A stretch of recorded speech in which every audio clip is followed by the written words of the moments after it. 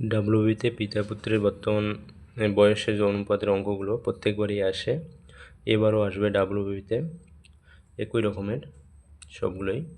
তো দেখো কীভাবে করব ওটা। পিতার বর্তমান বয়স পুত্রের বয়সের 6 গুণ।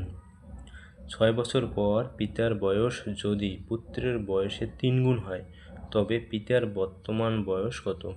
পিতার বর্তমান বয়স বের করতে বলছে। আমরা একটা রেশিও দিয়ে করব। পিতা রেশিও পুত্রের বয়স যদি 1 হয় তাহলে পিতার বয়সের 6 গুণ। দেখো এখানে দেওয়া আছে পিতার বর্তমান বয়স পুত্রের বয়সের 6 গুণ, অর্থাৎ 1 বছর হলে এই 6 হবে, পিতা 6 হবে। আবার ঠিক 6 বছর পর 6 বছর পর কী হবে, যে পিতার বয়স পুত্রের বয়সের 3 গুণ। পুত্র যদি হয় তাই পিতা হবে 3। তো এইসব অঙ্কের ক্ষেত্রে আমরা রেশিওটা সমান করতে হবে। এখানকার রেশিও দেখো সমান না, এখানে রেশিওটা কত আছে 6 - 3 কত হচ্ছে 3, আর 1 - 1 0। তাই রেশিওটা আমাদের সমান করে নিতে হবে। তো সমান করে নিতে গেলে আমাদেরকে দেখতে হবে এদের ডিফারেন্স 2 আর এদের ডিফারেন্স কত 5, 6 - 1 5। এখন এই ডিফারেন্স দিয়ে এগুলোকে গুণ করতে হবে।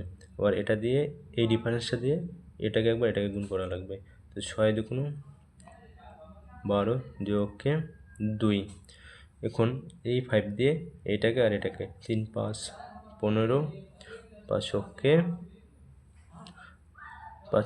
5।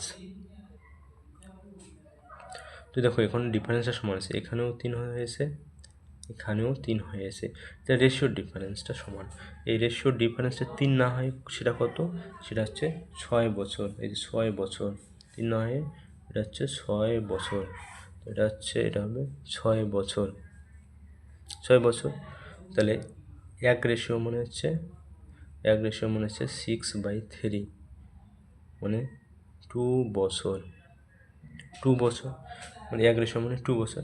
এখন যেহেতু আমাদের বের করতে বলছে পিতার বর্তমান বয়স, পিতা কোন, পিতা হচ্ছে এটা 12 রেশিও, পিতার রেশিও কত 12।